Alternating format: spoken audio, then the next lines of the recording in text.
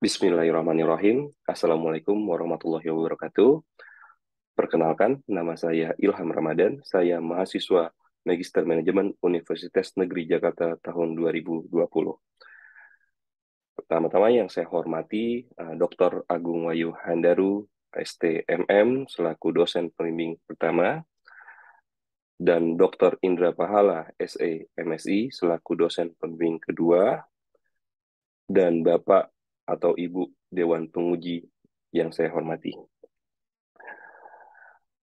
Video ini izinkan saya mempresentasikan proposal seminar tesis yang berjudul Analisis Faktor Penentu Implementasi Sistem ERP atau Enterprise Resource Planning untuk mencapai keunggulan bersaing.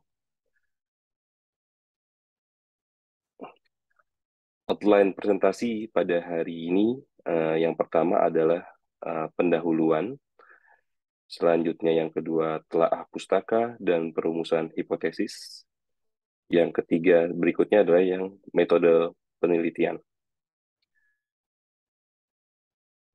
Kita masuk ke dalam pendahuluan, yaitu latar belakang dalam penelitian ini adalah yang pertama, perkembangan teknologi informasi menjadi kunci utama dalam memenangkan persaingan bisnis. Salah satu sistem informasi yang dapat mengintegrasikan semua bisnis, yaitu salah satunya adalah implementasi sistem ERP. Dan yang kedua, dari latar belakang penelitian ini adalah Nota Dinas Direktur Utama PT Brinsabi Praya Persero nomor 26-D-ND-5 Romawi 2022 tanggal 17 Mei 2022 perihal tentang implementasi ERP dan IPROK yang sehubungan dengan program kerja Go Live Enterprise Resource Planning perusahaan pada tahun 2022.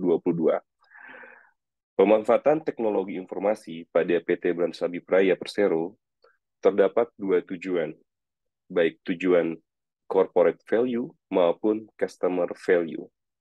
Dalam rangka untuk meningkatkan corporate value, PT Brantas Abipraya Persero sebagai bagian dari badan usaha milik negara atau BUMN yang kita kenal, diharuskan meningkatkan daya saing yang kuat, mendorong pengelolaan perusahaan secara profesional, efisien, dan efektif, serta menerapkan prinsip budaya akhlak, yaitu amanah, kompeten, harmonis, loyal, adaptif, dan kolaboratif.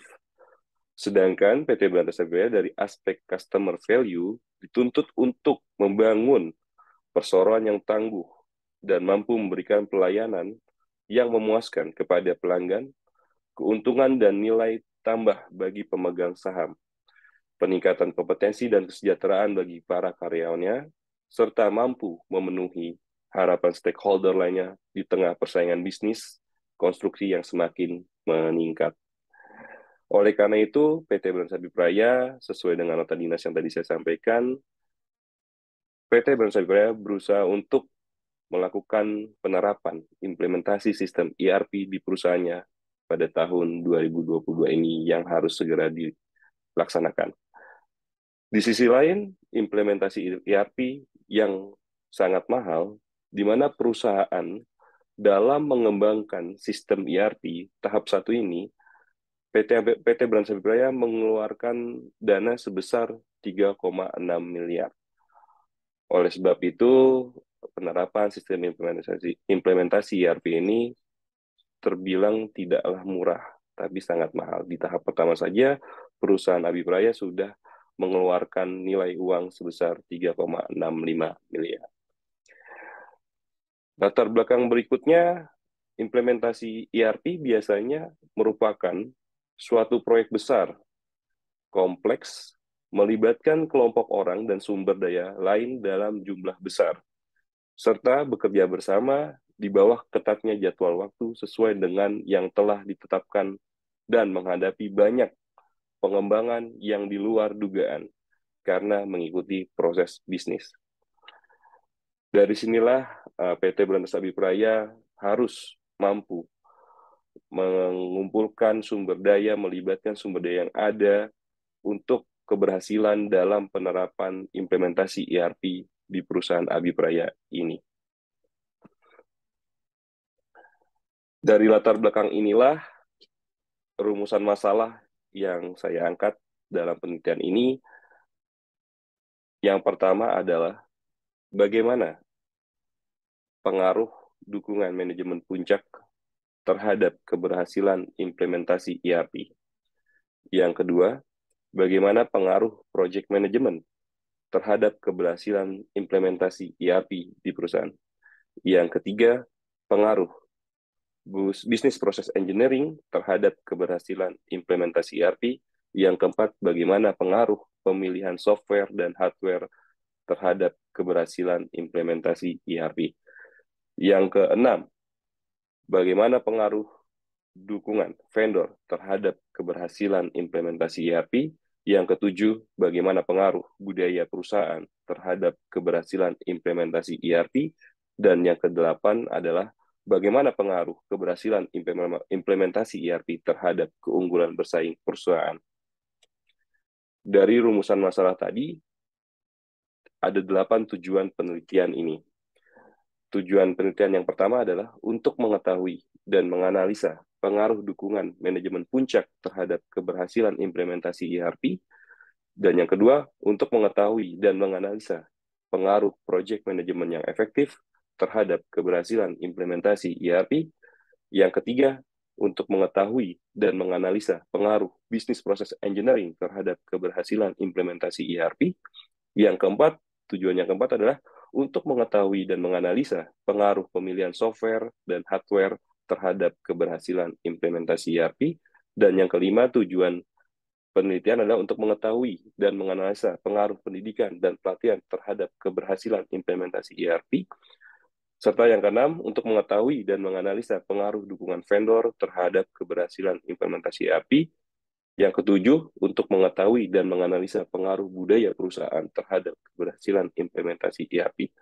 Serta yang terakhir adalah yang kedelapan, tujuan penelitian ini adalah untuk mengetahui dan menganalisa pengaruh keberhasilan implementasi ERP terhadap keunggulan bersaing.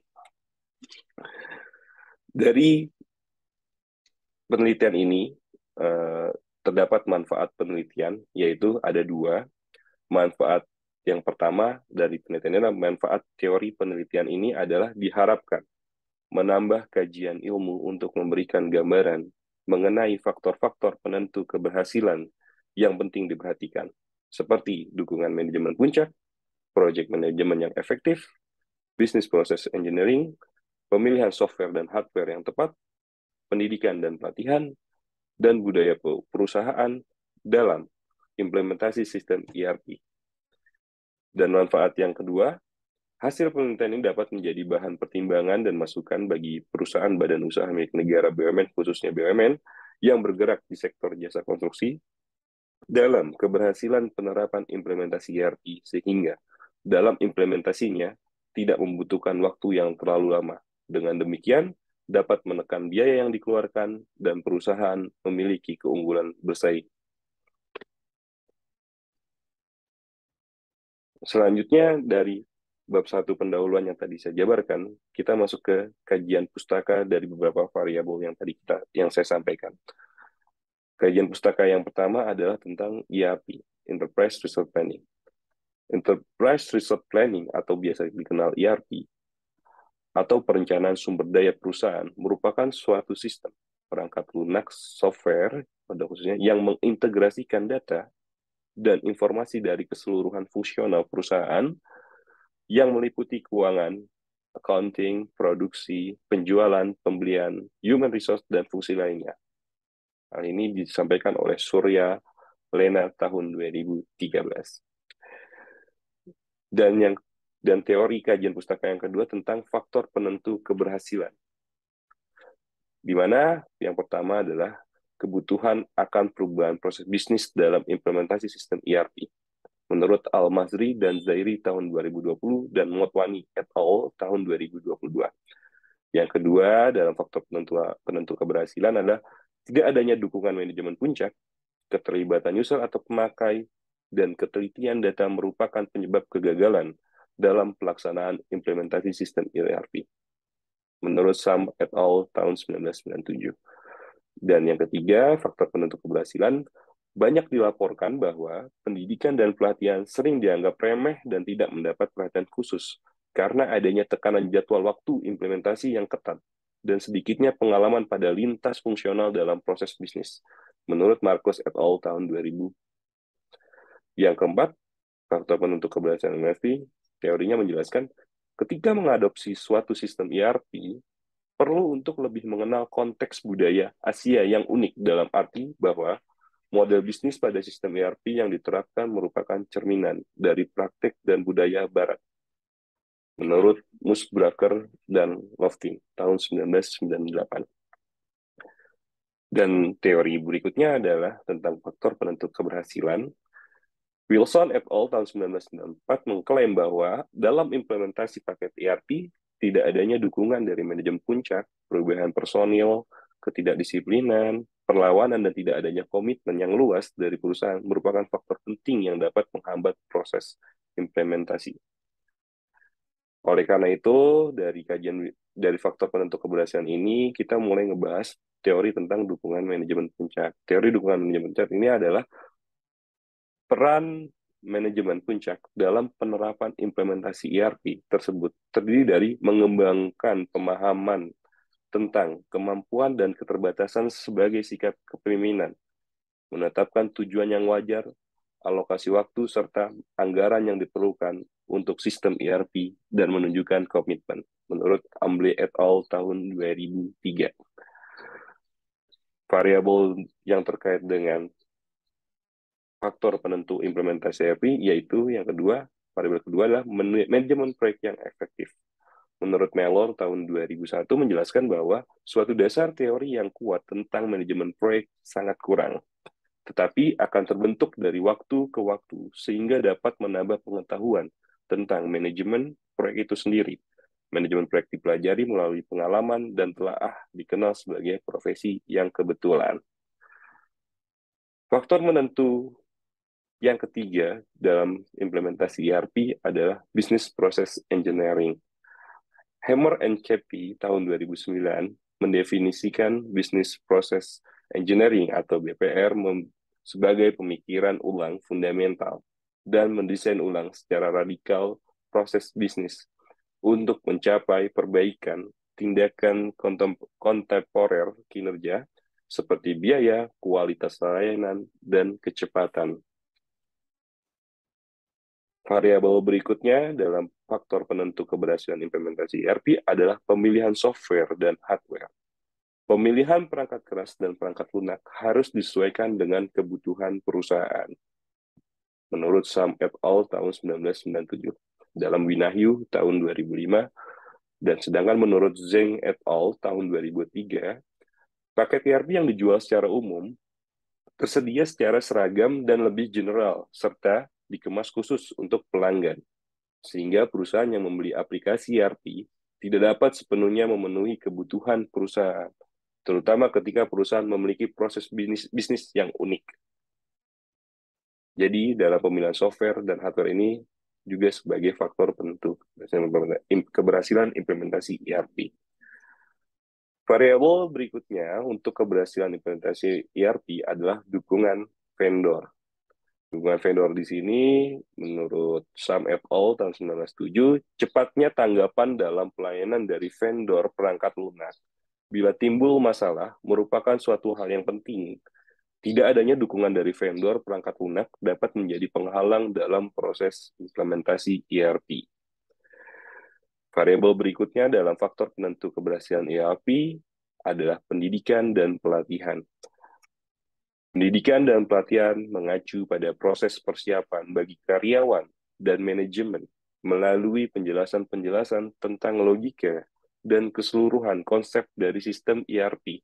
Hal ini menurut Martinson dan Westwood tahun 1907, dan sedangkan menurut Nah et al. Tahun 2007 berargumen bahwa pelatihan yang memadai dapat membantu meningkatkan keberhasilan untuk sistem ERP. Oleh karena itu, pendidikan dan pelatihan bagi karyawan ataupun manajemen dalam penerapan implementasi ERP ini sangat sekali dibutuhkan dan sebagai faktor penentu keberhasilan implementasi ERP itu sendiri. Dan yang terakhir, variabel penentu keberhasilan implementasi ERP dalam penelitian ini adalah budaya perusahaan atau organisasi.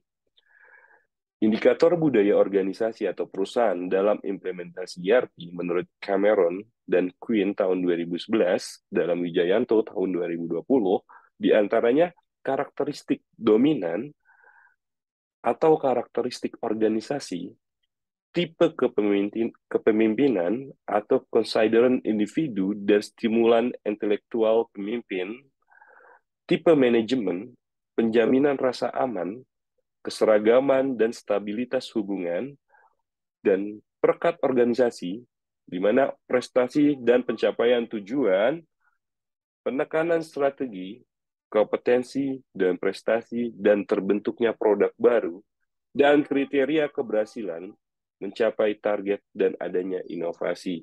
Penting sekali budaya perusahaan organisasi ini dalam faktor penentu implementasi ERP. Sedangkan implementasi ERP itu sendiri, menurut Wawan dan Falahah tahun 2007, dalam Rika dan Dini tahun 2017, siklus hidup implementasi ERP itu terdiri dari 5 fase, yaitu fase perencanaan, di mana merencanakan sistem implementasi ERP itu sendiri, fase analisis dari implementasi ERP itu sendiri, fase desain dari implementasi ERP itu sendiri sesuai dengan kebutuhan perusahaan, dan selanjutnya fase implementasi dalam implementasi ERP itu sendiri, dan fase dukungan teknis dari implementasi sistem ERP itu sendiri. Dan teori berikutnya tentang keunggulan bersaing dalam implementasi ERP. Jadi keberhasilan implementasi ERP hal ini untuk mencapai keunggulan bersaing.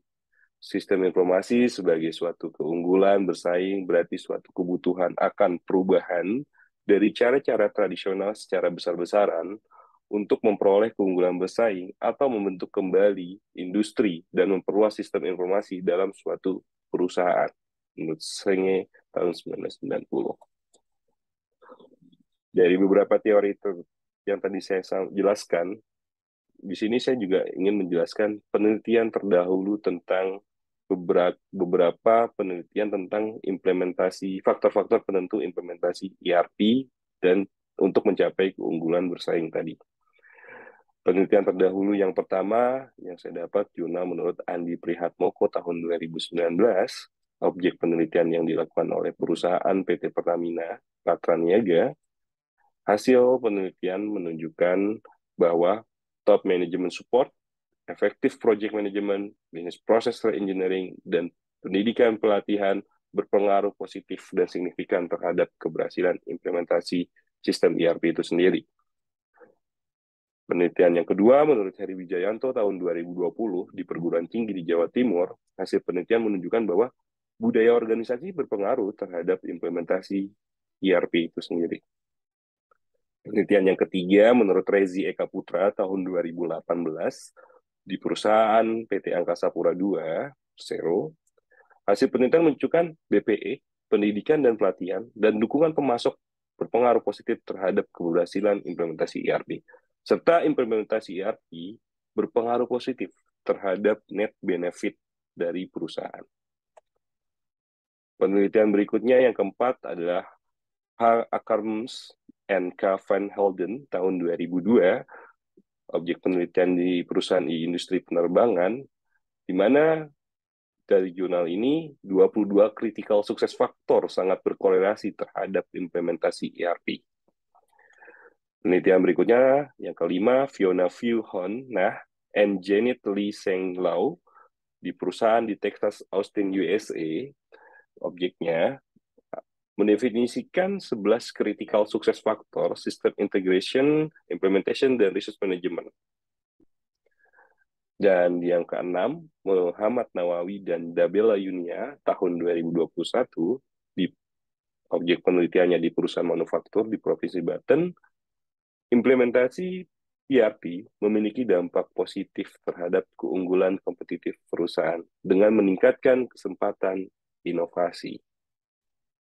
Dan penelitian yang ketujuh, menurut Julian Aristo tahun 2017, perusahaan objek penelitian di perusahaan di Jabodetabek, hasil penelitian ini, dukungan manajemen puncak, manajemen proyek, dan keterlibatan pengguna berpengaruh terhadap implementasi ERP. Dari penjelasan tersebut, maka kerangka pemikirannya seperti yang ditampilkan ini, di mana variabel X1 dukungan manajemen puncak, variabel X2 project management yang efektif, variabel X3 business process engineering, variabel X4 pemilihan software dan hardware, variabel 5 pendidikan dan pelatihan, variabel X6 dukungan vendor, variabel X7 budaya perusahaan atau organisasi berpengaruh terhadap keberhasilan implementasi ERP. Dan keberhasilan implementasi ERP berpengaruh terhadap keunggulan bersaing suatu perusahaan. Hipotesis dari penelitian ini ada 8. Hipotesis yang pertama adalah terdapat pengaruh dukungan manajemen puncak terhadap keberhasilan implementasi ERP. Hipotesis yang kedua adalah terdapat pengaruh manajemen proyek yang efektif terhadap keberhasilan implementasi ERP. Hipotesis yang ketiga, terdapat pengaruh bisnis proses engineering terhadap keberhasilan implementasi ERP. Hipotesis yang keempat, terdapat pengaruh software dan hardware terhadap keberhasilan implementasi ERP.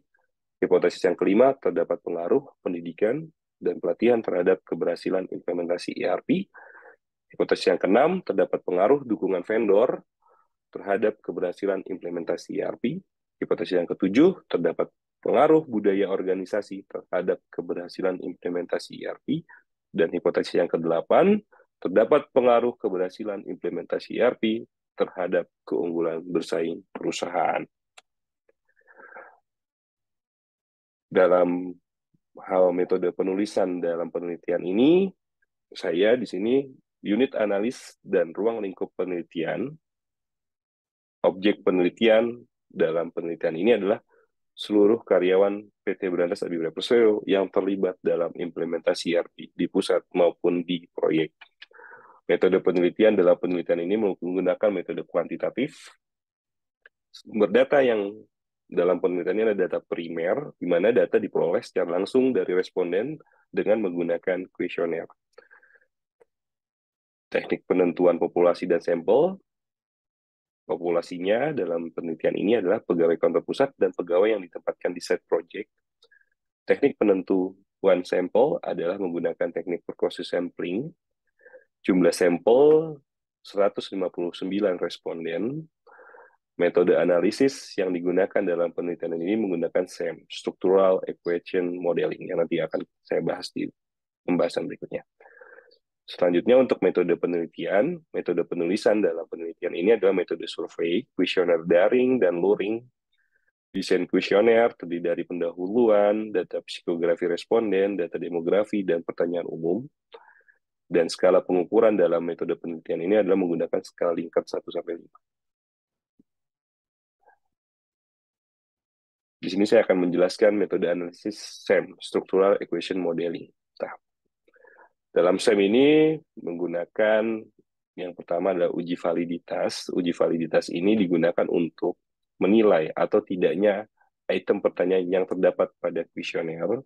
Uji validitas pada penelitian ini menggunakan uji confirmatory factor analysis atau CFA dan exploratory factor analysis atau EFA, di mana pengujian ini dilakukan untuk menguji seberapa baik variabel yang diukur mewakili suatu set konstruksi laten teoritis.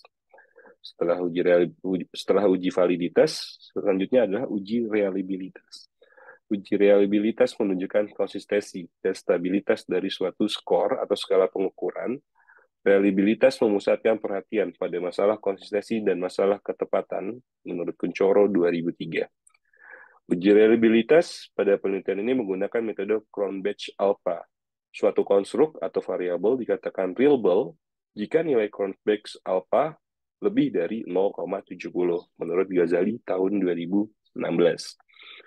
Selanjutnya, setelah melakukan uji reliabilitas ada uji analisis data SEM itu sendiri. Structural Equation Modeling atau SEM adalah analisis statistik yang merupakan perpaduan gabungan dari analisis faktor dan regresi menurut Santoso 2015. Serta pada Dahlan tahun 2014 menyatakan bahwa SEM merupakan salah satu teknik analisis multivariat yang umumnya digunakan untuk menguji teori-teori mengenai beberapa variabel secara simultan. Makanya SEM ini sangat pas untuk dilakukan dalam metode penelitian saya ini. Berikut tahapan atau milestone dalam pengujian SEM itu sendiri.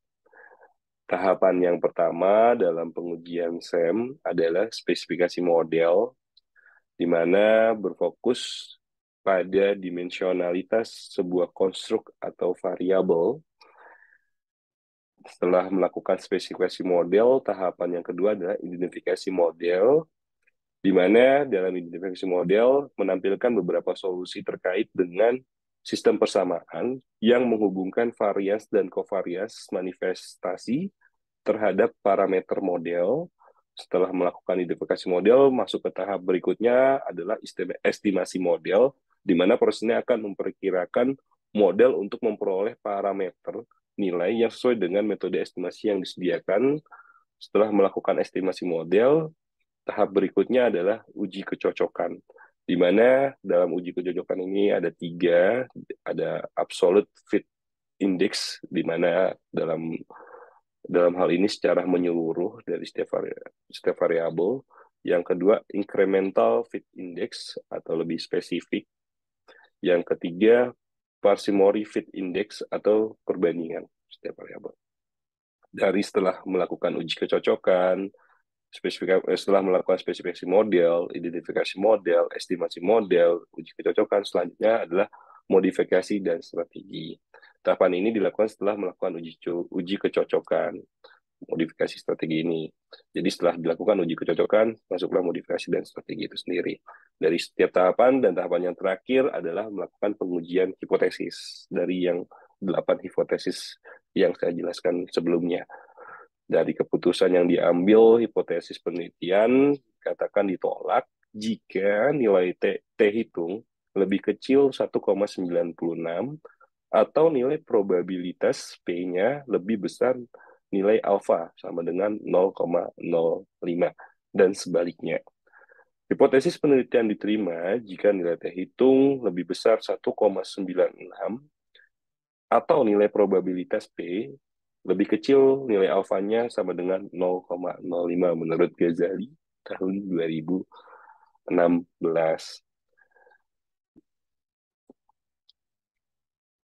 Demikian presentasi seminar proposal tesis saya. Kurang lebihnya mohon maaf, Bapak Ibu Dewan Penguji, atas perhatian dan waktu yang diberikan. Saya ucapkan terima kasih. Wabillahi taufiq wal hidayah. Wassalamualaikum warahmatullahi wabarakatuh.